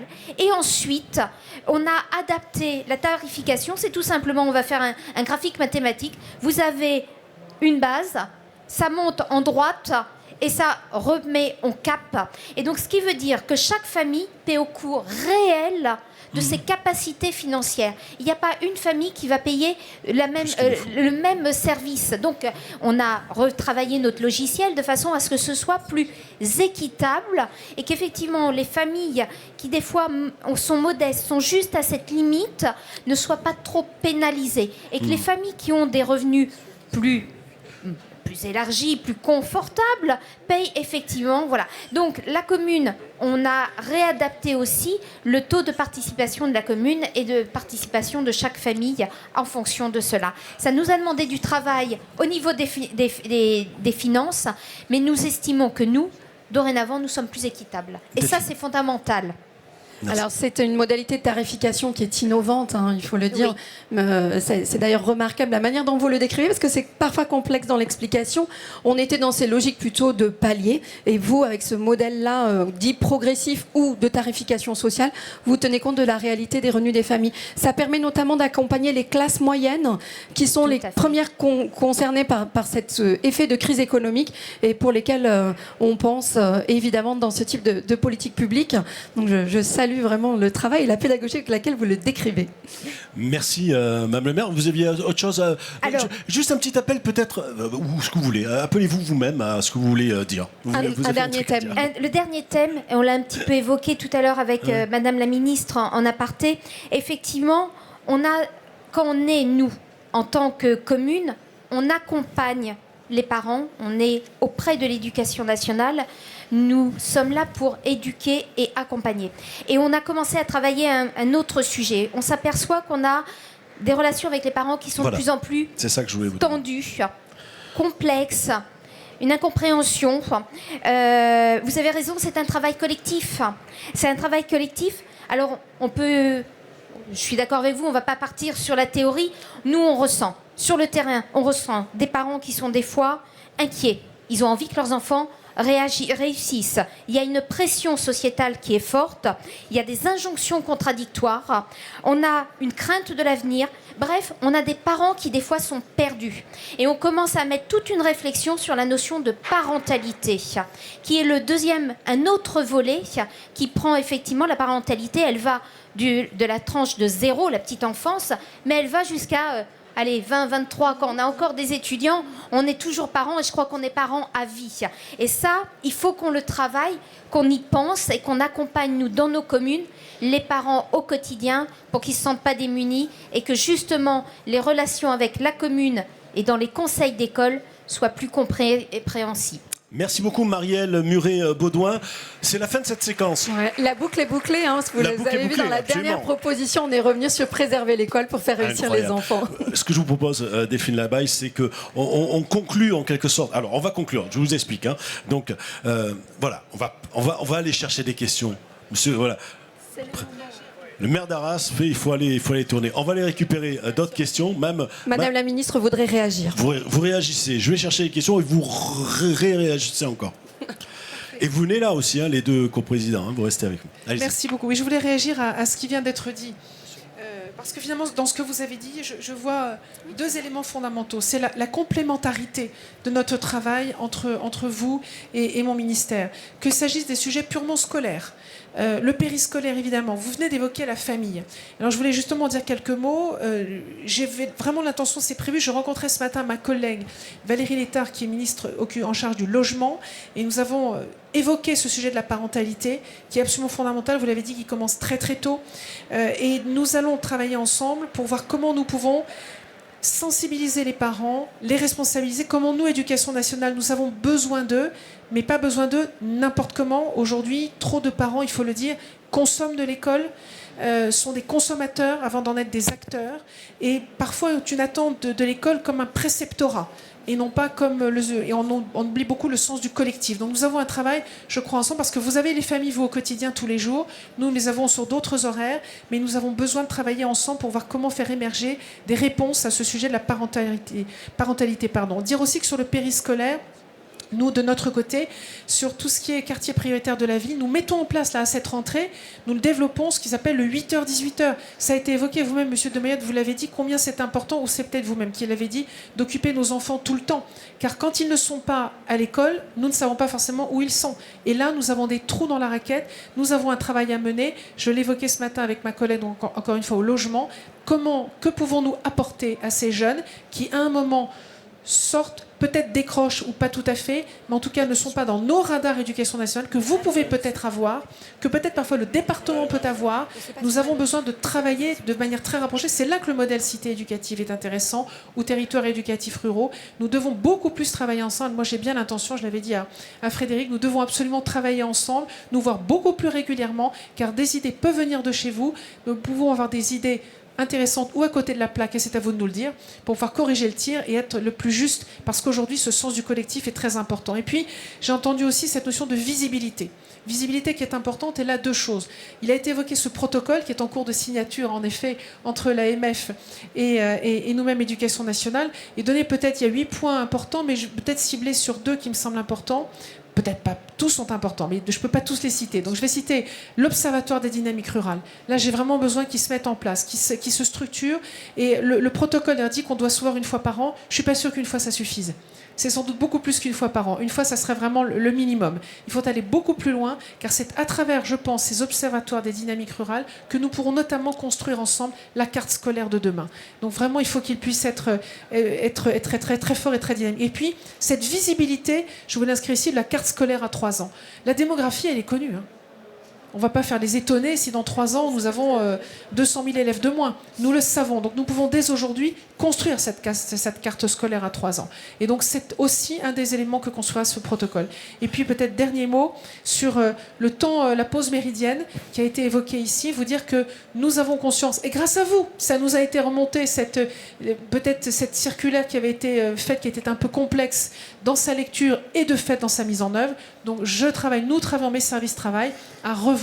Il y aura un décret qui sera publié prochainement pour faciliter, pour que cette loi de travail conjoint, collectif autour de la prise en charge de la pause méridienne pour nos assistants d'éducation auprès des enfants en situation de handicap puisse être possible, mise en œuvre et beaucoup plus simple au bénéfice de tous. Voilà ce que je voulais vous annoncer. 10 minutes d'échange, ça vous va, Madame la Ministre, avec la salle? Vous en êtes d'accord? Comment vous voulez qu'on procède? Je prends une question, vous y répondez, on en prend plusieurs et vous y répondez de façon collective. Comment vous voulez faire Par groupe de questions? Par groupe de questions. Alors voilà, bon, donc il y avait là, j'ai vu, hein, il y a déjà 4 questions pendant que vous parlez, voilà, donc j'ai repéré. Allez-y, madame. Et donc de façon courte, s'il vous plaît. Ah non, vous restez là, vous levez, vous présentez. Merci de me donner la parole. Madame la ministre, vous avez devant vous un pur produit de l'éducation nationale, même si je suis élue. Par conséquent, l'école, je connais parfaitement, puisque j'ai pu gravir tous les échelons et je connais cette maison. Et je suis également présidente de l'association Prospective. Je vous invite à écrire ce mot-là sur votre cahier. Prospective. Vous allez vous rappeler association.prospective@gmail.com. Et j'interviens au nom de mon association, permettez, pour vous rappeler que vous avez oublié, mesdames, messieurs, un acteur. Les associations participent vraiment aux 2 objectifs qui nous ont été oui, apaiser l'école et garantir le bien-être des enfants, accompagner l'école grâce aux actions périscolaires. Nous y sommes. Pourquoi j'interviens? C'est simplement pour vous dire que certaines associations, comme la mienne, ont déposé une demande d'agrément. Nous en avons besoin pour entrer dans les écoles. En ce qui concerne l'association Prospective, nous avons passé le premier SAS de sélection. Mais seulement, changement de ministre oblige. C'est pourquoi je vous souhaite longue vie, madame. Oui, oui. Longue vie. Et simplement, Association Prospective, notre dossier sur votre bureau pour notre demande d'agrément. Je vous remercie. Merci, chère madame. Voilà, donc, vos services. Voilà, merci. Bonjour, monsieur. Madame la ministre, Madame le maire, en fait, on a, et monsieur le maire également, on a 3 points en commun, en fait, ensemble. D'une part, parce que je suis fils d'enseignant, donc ma mère est un pur produit de l'intégration, elle s'appelait Malika. Deuxièmement, Madame le maire, je suis périgourdin, donc voilà, donc ça se refait pas, donc une belle qualité, merci. Et troisièmement, je suis aussi sensible à l'intégration des enfants qui sont dits allophones. Je suis papa de 4 enfants qu'on a adoptés en Thaïlande avec mon épouse, et on a subi une forme de pression sociétale quand nous sommes arrivés avec nos enfants en France, y compris de la part du rectorat, pour la capacité d'accueil et le fait de leur laisser du temps au temps. Un enfant allophone, c'est un enfant qui ne parle pas français, et quand il arrive à l'âge de 7 ans et demi, il doit être dans sa classe d'âge. C'est une aberration complète. Une aberration parce qu'on ne lui laisse pas le temps de s'intégrer, de prendre racine et de faire famille. Donc on laisse comme ça, en fait, une dérive s'intégrer, et je porte cette parole également au titre des familles qui ont adopté, puisque j'ai fait partie de conseils nationaux, en fait, d'œuvres d'adoption, sur le même principe. Voilà. Et une deuxième question, je suis également sensible au handicap, puisque sur mes 4 enfants, 3 ont un handicap invisible. Et donc nous avons créé avec Philippe Croison une application qui se nomme Very Important Parking, qui référence l'ensemble des lieux accessibles au handicap. Donc j'appelle aussi tous les élus locaux ici présents à pouvoir se rapprocher de nous. Elle s'appelle donc Very Important Parking. Je voulais aussi vous sensibiliser sur l'accueil des enfants en situation de handicap, car je l'ai vu, on appelle ça le temps ordinaire pour les enfants handicapés. Il n'y a rien de pire que de dire qu'il y a un temps ordinaire, il y a un temps extraordinaire. Alors ils sont extraordinaires, mais ils méritent un temps ordinaire. Merci, monsieur. Je continue mon tour. Hein.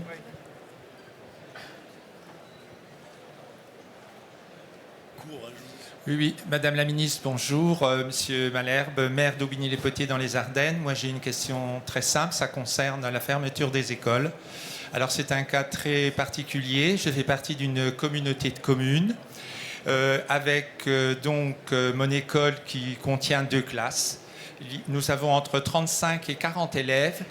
Et au nom des ajustements, je dirais, au sein de la communauté de communes, mon nombre d'élèves progresse et la communauté de communes qui a la compétence a décidé de fermer mes 2 classes pour permettre à 2 pôles scolaires de gauche et de droite, me permettez-vous, de sacrifier mes élèves, mes 35 à 40 élèves, au nom des ajustements, parce que les élèves baissent dans les 2 pôles scolaires et on va sacrifier mon école à la rentrée 2025 au prétexte de l'équilibre des effectifs. Alors que nous avons une équipe enseignante vraiment très compétente, une association de parents d'élèves qui est vraiment formidable, et surtout l'éducation nationale qui n'a pas souhaité fermer mon école. C'est invraisemblable.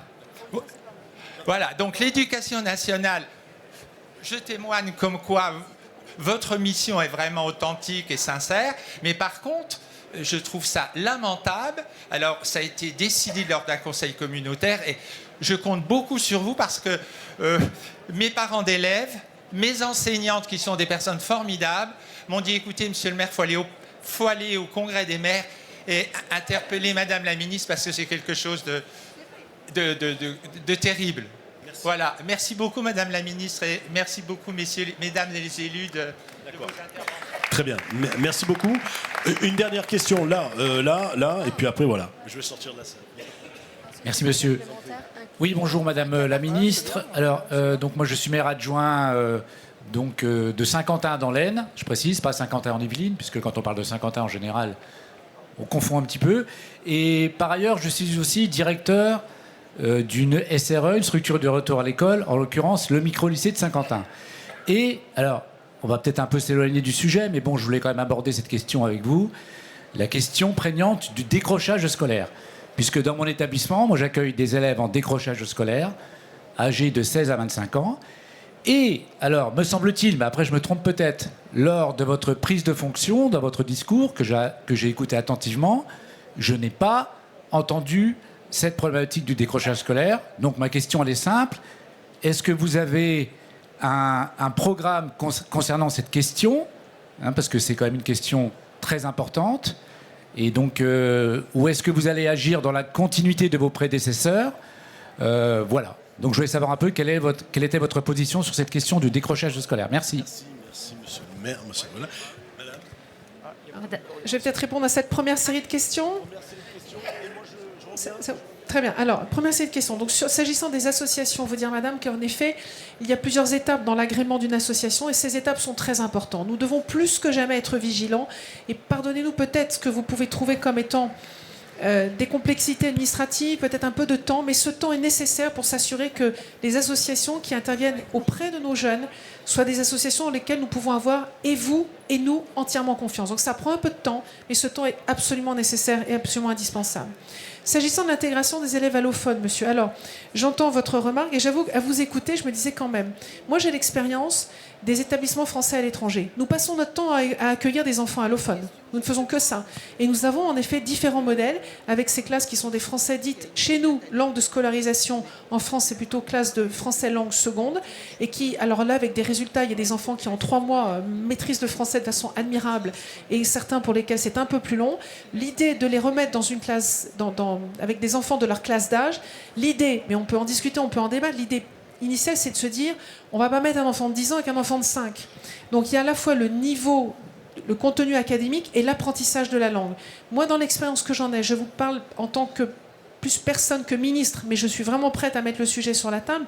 Peut-être que mes équipes dans mon cabinet vont être étonnées, mais je crois qu'il faut poser le sujet sur la table, de voir comment nous pouvons donner accès à notre langue, parce que sans notre langue, tous les apprentissages sont inaccessibles. Et donc on les met en situation très difficile et d'échec pour eux-mêmes, et ça n'est pas une construction psychologique que je pense saine pour nos jeunes. Donc il faut poser le sujet et voir comment on peut leur donner accès à notre langue. C'est vrai d'ailleurs pour tous au-delà des enfants allophones. Nous savons que l'accès à la maîtrise de notre langue, c'est ça qui sera la clé pour l'accès à la maîtrise de tous les autres savoirs que nous avons envie de leur transmettre. Sur le handicap, alors oui, nous arrivons aux 20 ans de la loi de 2005 et nous allons effectivement ouvrir ce sujet. Nous avons monté beaucoup de marches d'escalier, mais nous avons devant nous, c'est un escalier entier encore à grimper pour pouvoir vraiment accueillir nos jeunes, tous nos enfants, quels qu'ils soient, quelle que soit leur situation, leur territoire, leurs conditions de vie, peu importe, nous devons tous les accueillir. L'ambition est très grande, elle est lourde à mener, mais moi j'ai bien l'ambition de la poursuivre et je crois qu'il faut là aussi se mettre tous autour de la table parce que, je vais dire la vérité quand même, on a un petit sujet de moyens à l'éducation nationale et qui du coup pénalise beaucoup de nos jeunes qui devraient avoir accès à toutes nos écoles, partout sur l'ensemble de l'intégrité de leur parcours. Mais il faut en parler ensemble et voir comment de façon intelligente on peut trouver les meilleures solutions. Sur les classes et la Comcom, écoutez, pour une fois que je ne suis pas responsable d'une fermeture de classe, ça me fait plaisir à entendre. Mais ça montre combien nous devons absolument rentrer dans ce dialogue. Quand je parlais tout à l'heure de l'Observatoire des dynamiques rurales, voilà exactement la structure dans laquelle nous devons absolument nous voir plusieurs fois par an en anticipation avec cette vision sur 3 ans. Donc voilà, on prendra vos coordonnées pour voir avec vous si on peut appuyer et comprendre la raison de cette décision de la Comcom, qui n'est pas courante quand même. C'est pas dans les plus courantes. Et puis, pour le décrochage scolaire, en effet, je ne l'ai pas évoqué, parce que si j'avais voulu évoquer tous les sujets qui concernent l'éducation dans mon discours de passation, je vous aurais retenu pendant plusieurs heures. Donc évidemment, ce sujet est très important. Le décrochage scolaire, d'une manière générale, à partir du moment où l'enfant n'est pas dans une de nos écoles, où est-il? Ça peut être pour décrochage scolaire ou pour d'autres raisons. Il faut aussi avoir présent à l'esprit, je pense par exemple aux enfants qui sont harcelés, qui ne veulent plus venir, aux phobies scolaires, au renvoi peut-être temporaire d'un établissement pour un sujet de discipline, ils ne sont pas forcément en décrochage. Le suivi de ces jeunes, j'ai bien vu en discutant avec notamment des responsables de communes, des élus dans nos communes, mais également pour les collèges et les lycées dans les départements, dans les régions, il y a un trou dans la raquette. Il faut le dire, il y a un trou dans la raquette pour le suivi de ces élèves. Il ne m'a pas échappé. Et là aussi, il s'agit de se mettre autour d'une table. J'en parlais avec M. Sauvadet pour les départements.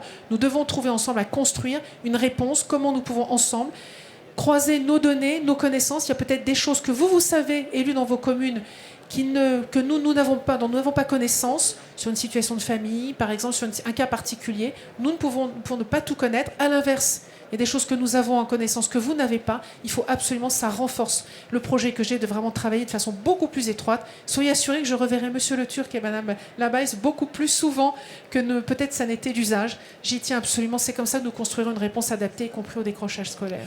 Merci. Il y a encore 3 questions, Madame la Ministre. On les prend? On est bien d'accord?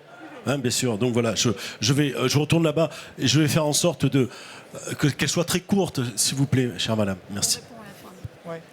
Madame le ministre, adjointe éducation petite enfance à Aurillac dans le Cantal, nous avons fait le choix d'une semaine à 4 jours et demi et nous y sommes fortement attachés à la baisse des semaines officielles, à la suppression des financements pour nous accompagner sur la qualité des activités périscolaires nous inquiète fortement. Est-il prévu un accompagnement à cette nouvelle difficulté pour nos collectivités pour rejoindre la thématique de la dernière table ronde, accompagner l'école grâce aux activités périscolaires, il me semble essentiel. Merci. Merci Madame. Vous pouvez répondre si vous voulez, je vais de l'autre côté là-bas. Oui, merci Madame pour votre propos sur le fonds de soutien aux activités périscolaires qui en effet avait été établi, mis en place pour pouvoir accompagner les écoles qui étaient, ça a été évoqué tout à l'heure, à 4 jours et demi par semaine. Et puis bon, l'évolution a montré que ce n'était pas vers forcément ce schéma-là que la plupart des communes sont allées. Aujourd'hui, l'année qui vient de s'écouler 2023-2024, c'est encore 1300 communes, ça fait plus beaucoup, qui étaient restées sur 4 jours et demi. Et initialement, ce qui était prévu, cet accompagnement avait toujours eu vocation à être temporaire, il n'avait pas vocation à se pérenniser. Et initialement, rappelons-nous, la loi avait inscrit que là, en cette rentrée, c'était initialement terminé. Ce qui finalement, nous avons pris la décision de ne pas le faire. Et donc, moi, j'ai accepté, j'ai donné mon accord pour que ce soit poursuivi pour cette année en cours 2024-2025. Pour le moment, la loi dit bien que ça doit s'arrêter au 1er septembre 2025. Mais je crois qu'il est important, là aussi, qu'on puisse rentrer dans une concertation et qu'on puisse voir ensemble comment on peut accompagner ce sujet des activités périscolaires qui rejoignent beaucoup de sujets qui ont été abordés aujourd'hui. Et notamment, par exemple, vient d'être évoqué le sujet du décrochage scolaire. D'ailleurs, ça, c'est un terme très négatif. Et moi, je voudrais travailler sur comment on peut accrocher nos élèves et remettre en selle exactement, redonner le goût à l'école. On va travailler sur l'accrochage scolaire. Et là aussi, on a besoin de se concerter, de travailler ensemble sur ce sujet-là. 2 questions. Bonjour Madame la Ministre, Maxime Nafosi, adjoint au maire à Pont-de-Clé dans la métropole de Grenoble. Je suis adjoint au maire à l'éducation, au sport, à la vie associative et aux finances. Je voulais juste rejoindre Madame Sauvage et Monsieur Guichou sur l'enjeu. Il y a une forte mobilisation des élus locaux sur la question éducative. On le voit, toutes les initiatives qui sont portées sur les temps périscolaires, mais aussi sur les moyens qu'on met sur le temps scolaire à destination des enseignants pour porter des projets culturels, sportifs, etc. En fin de l'été, les ministres, anciennement ministres de l'économie et du budget, ont tapé assez fort sur les collectivités locales et sur la gestion des collectivités locales. Aujourd'hui, ça a été évoqué, le taux de CNRACRL qui finalement est revu à la hausse. Pour la commune de Pont-de-Clé, c'est près de 400 000 € de dépenses supplémentaires. 400 000 €, c'est des pans de politique publique entiers qui tombent. C'est notre politique de restauration, 60% du bio. C'est les moyens qu'on met à la culture pour apprendre aux enfants à jouer d'un instrument, à faire intervenir les enseignants de musique à l'école, ou c'est encore nos centres de loisirs qu'on pourrait éventuellement faire tomber. Donc moi, je voulais juste savoir comment vous entendiez peser dans les rapports avec Bercy, auprès des sénateurs qui vont instruire notamment le projet de loi de finances pour protéger l'école, pour protéger toutes nos initiatives en direction de nos enfants et préparer l'avenir de ceux-ci. Voilà, c'est cette question-là que je voulais vous poser aujourd'hui. Merci. Merci à vous et ce sera la dernière question de la réunion. Merci. Oui, je ne serai pas longue. Sylvie Billot, donc première adjointe à la mairie de Sainte-Marie, de la communauté d'Aglo qui compte quand même 240 000 habitants. Et si j'interviens, c'est que tous les ans, je viens dans ces forums et à chaque fois, bon, il n'en a pas besoin, mais mes collègues de Mayotte vivent effectivement dans un autre monde, mais l'autre monde, il est à côté. Il est notamment à La Réunion, dont on n'entend pas parler. C'est vrai que socialement, pour l'instant, il n'y a pas d'émeute. Simplement, je voudrais dire et partager avec l'ensemble des collègues, vous êtes en dénatalité déjà depuis très longtemps et nous sommes à l'inverse, en forte natalité. On essaie d'appliquer effectivement, alors j'ai oublié de préciser juste que dans mes nombreuses responsabilités, j'ai aussi les affaires scolaires depuis 6 mandats. Donc ça me parle. Je suis de l'éducation nationale, ça me parle aussi.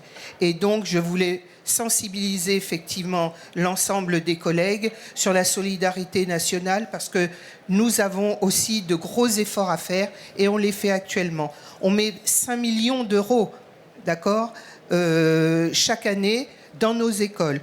Vient peser sur nous aussi des directives ministérielles qui tombent, et je suis désolée, les parents d'élèves sont à l'heure aussi des réseaux sociaux au courant de tout ce qui se passe. Donc ils veulent l'exacte reproduction de ce qui se passe en métropole en termes d'avantages. Et quand je lis que on accompagne l'école grâce au périscolaire, eh ben, nous n'avons pas fait ce choix-là, nous l'avons laissé aux associations, ce qui est pour nous un arrache-cœur.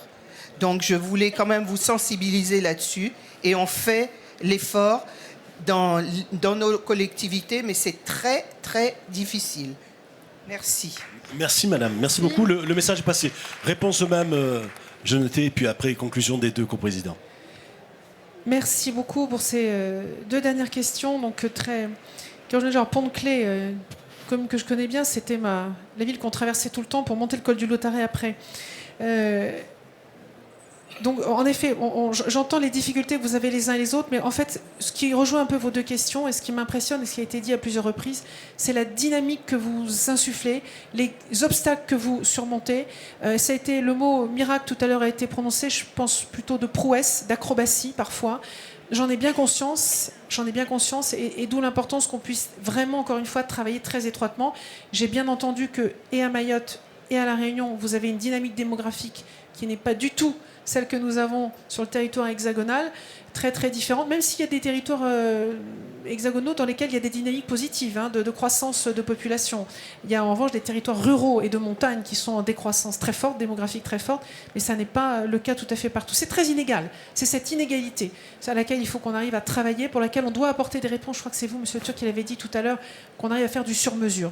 On n'arrivera pas à faire autrement. Comment on arrive à avoir une réponse républicaine nationale avec un cadre de droit très précis et qui soit le même pour tous, mais en même temps en étant capable d'être agile, intelligent et d'ajuster la réponse au plus près des besoins des uns et des autres. Moi, c'est vraiment ce à quoi je travaillerai et je m'attellerai.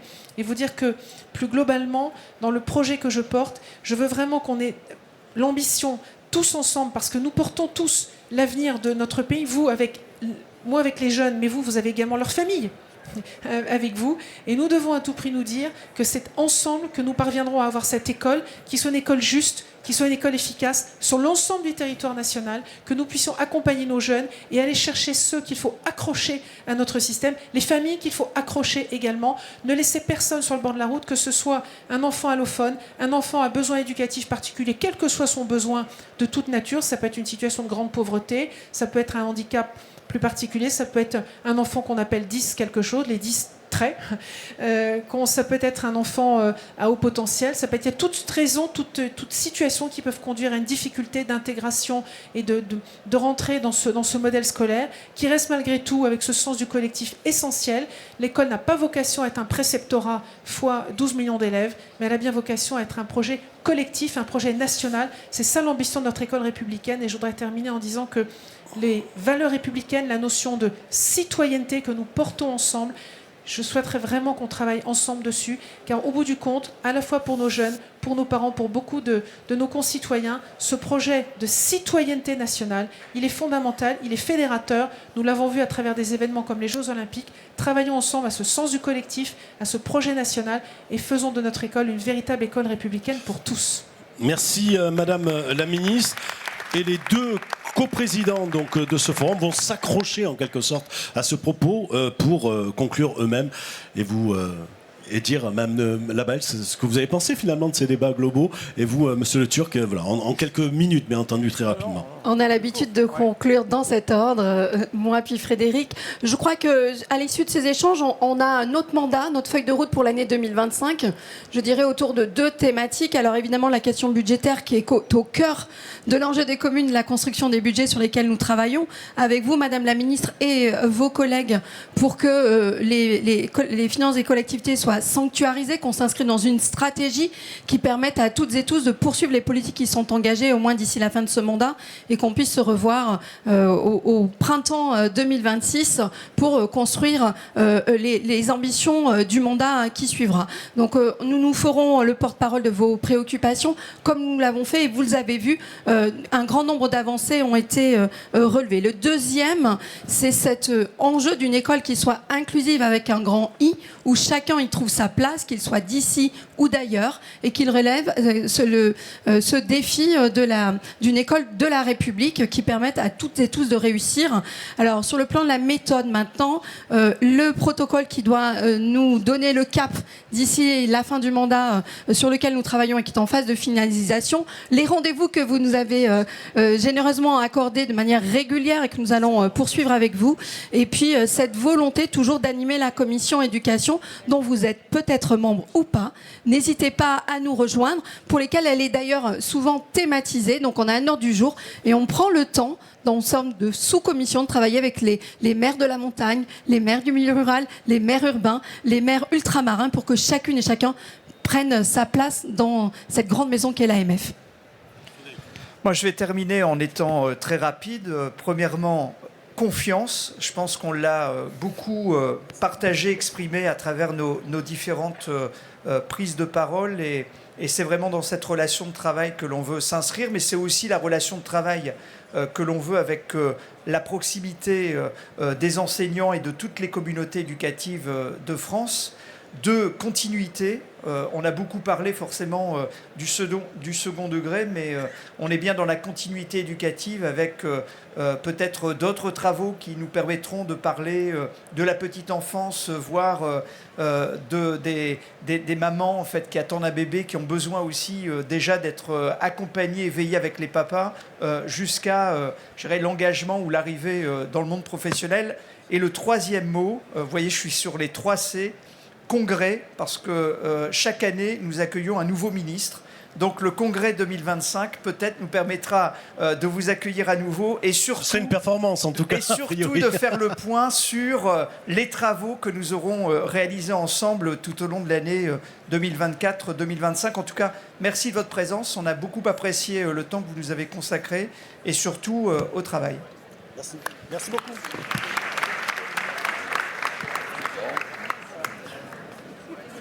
Ouais. Merci. Merci. Très agréable. Ah bon, maintenant, bonjour.